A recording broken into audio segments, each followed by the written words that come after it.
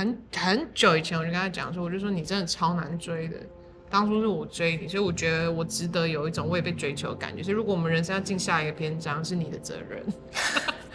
就是我先说好，然后我做到了，所以才有今天的局面。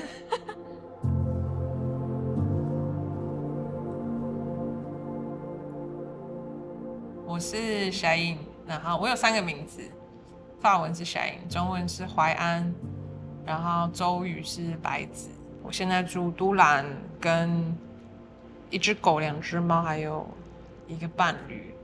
我叫Yangui，然后我是来自阿里山特富野部落，是邹族青年。现在的工作是一个民宿管家，然后兼疗愈师。然后目前身边有一个待婚的未婚妻。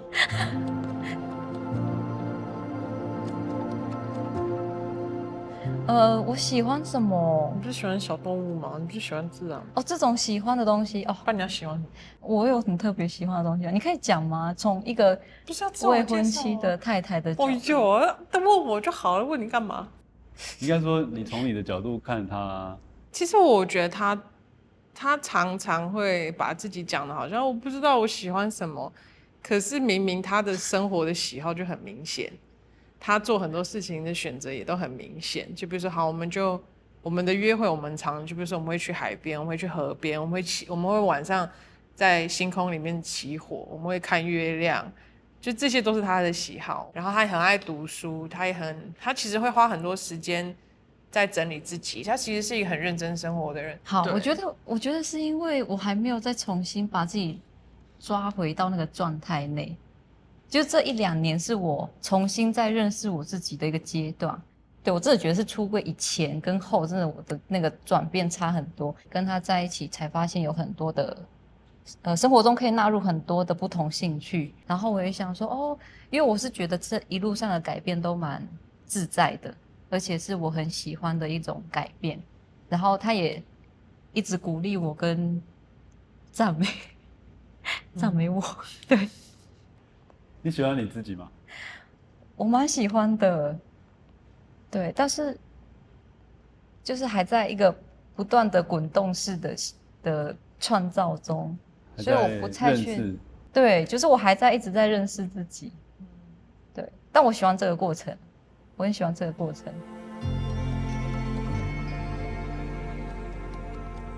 为什么要结婚？为什么要结婚？掐指一算，时间差不多了。臭意男。对，其实我也没。对，因你而起哦。然后我也赞同。好了，你是一个灵感，对不对？对啊，我就是灵感。我有一个考量，认真的，就是我想说，就是好，因为我们毕竟也在一起，是一个很稳定的关系了。然后我也觉得说，他身边也没有什么家人可以帮他签字啊之类的。就是我有想到法律层面的这件事，然后我有想说，那如果是我的话，我好像也还没办法做这件事。然后好像我距离上好像我还是一个朋友的身份。对啊，然后我也想要进一步去完成这个身份的转换，就是我是一个在法律上是有意义性的一个代表哦，比如说一个太太，我可以帮她做决定。对啊，我有想到这一个层次。对，只有这样吗？也是很 practical 的一种思考，对不对？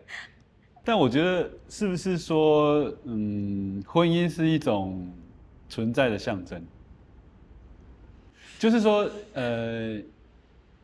我可以这样做，因为我有这个权利，因为我配这件事情，我值得，可以这样？你们有这样想吗？我有思考，如果我跟他在一起是在同婚前，就这段故事如果是拉在2019年之前，我觉得我看待我们感情的方式可能也会不太一样。我可能会有一种认为这件事情就是。虽然我知道我们在法国可以合法结婚，但是我觉得可能在台湾社会来讲，就是会有一种我们在一起再久，感情再好，好像就是有一个瓶颈在，好像就是会有一种我们最多就是就这样。然后我自己也有想说，这件事情发生在同婚之后，我就有一种它的发展，就会让我觉得它就是可以这样一直往下。那就对啊，就像导演说的，好像它就是有一个存在的意义在，有一种对我是可以做到，我可以去结婚，然后去登记，对，好像它有这样的一个意义的，就是你值得拥有这样的选项。对啊，然后就觉得说，哦，好像我想象我的未来，如果我跟男生在一起，我们可以很稳定的怎样，我们可能会成立一个家，然后是一种法律的概念下的家，然后继续往前。然后如果我跟女生在一起，好像就是约会，然后约会20年这样子，稳交20年，就是两边的想象不太一样。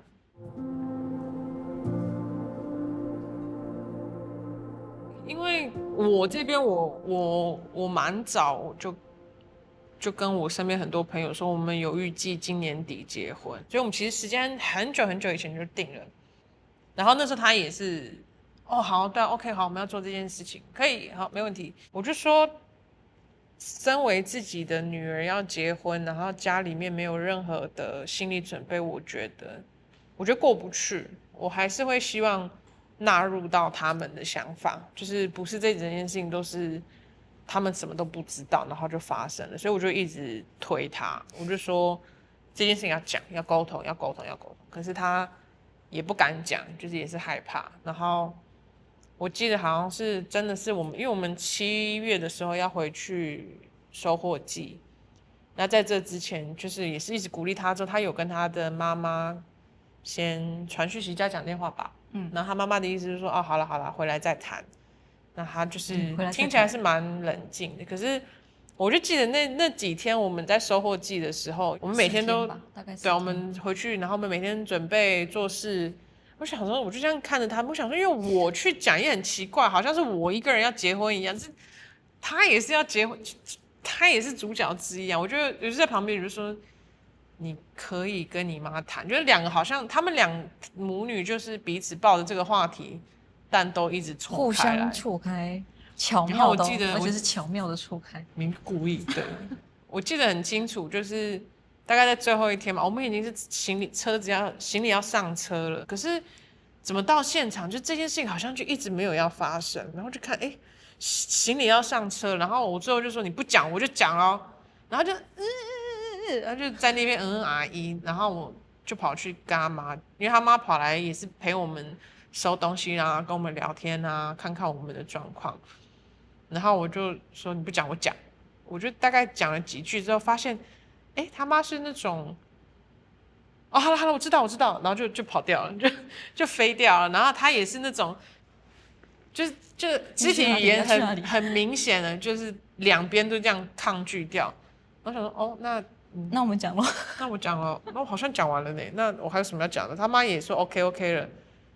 好吧，那就这样，我们就回去。其实我一开始也是不太敢跟我爸妈说我想办婚礼。然后是后面他很坚持，然后我也是一直觉得说，哦，到底为什么要办婚礼？为什么需要这样？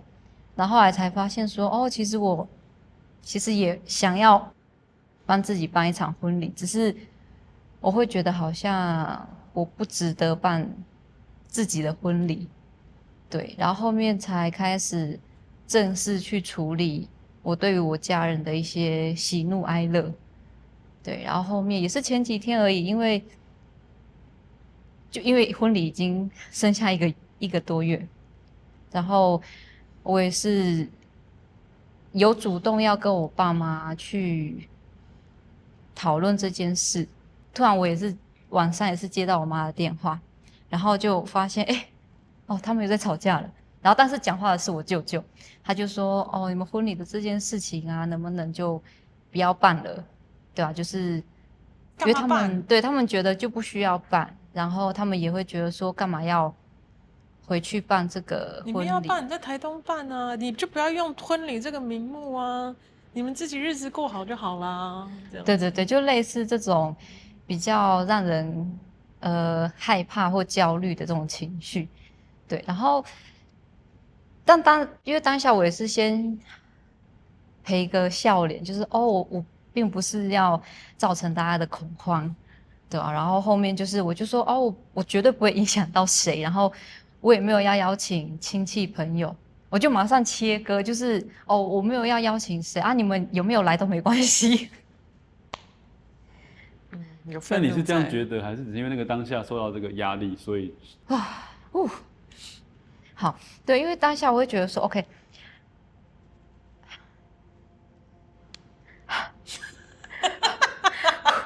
因为当下就会有一种我好不容易准备好了，然后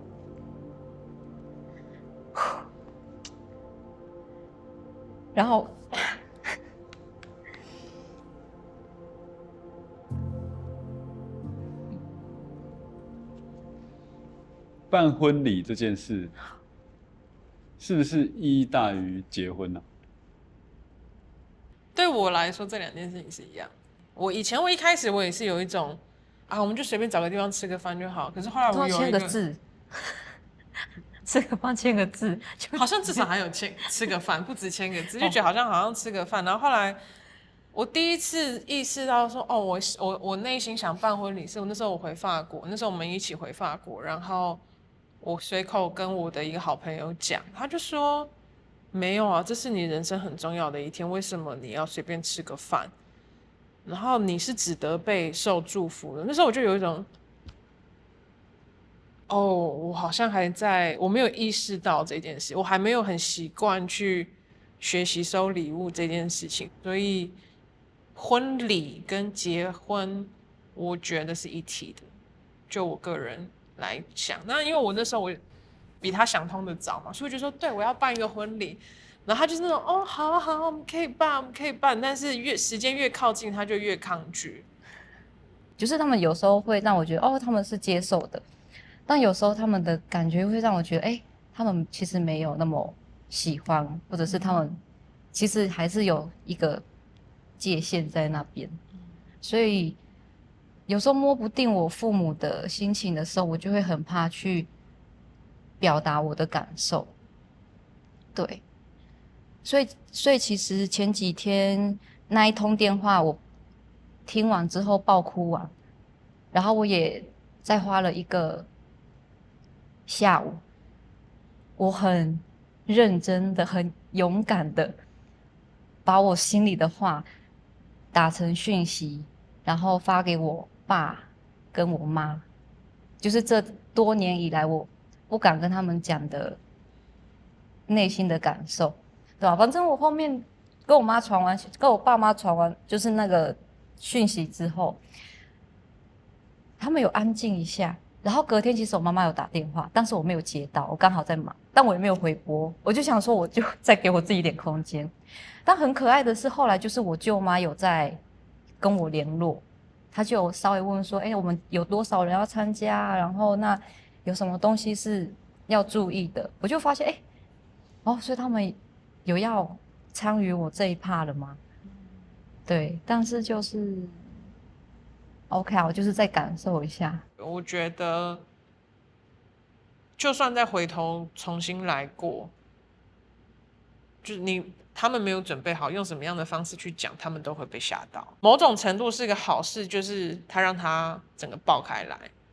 就不用一直在透过那种讲个电话，然后大家挂了，就好像这件事情从来没有发生。其实我觉得以我的内心，我从来不觉得他们在反对我们，或是他们在拒绝我们。我是真心相信，就是我觉得他们只是在害怕他们现在遇到这些状况，然后在他们的环境里面没有人告诉他怎么做，他们不知道怎么去处理现在的情绪，不知道怎么去处理这个状况，所以就当做透过这次婚礼一起学习吧。我们大家都彼此都在学习。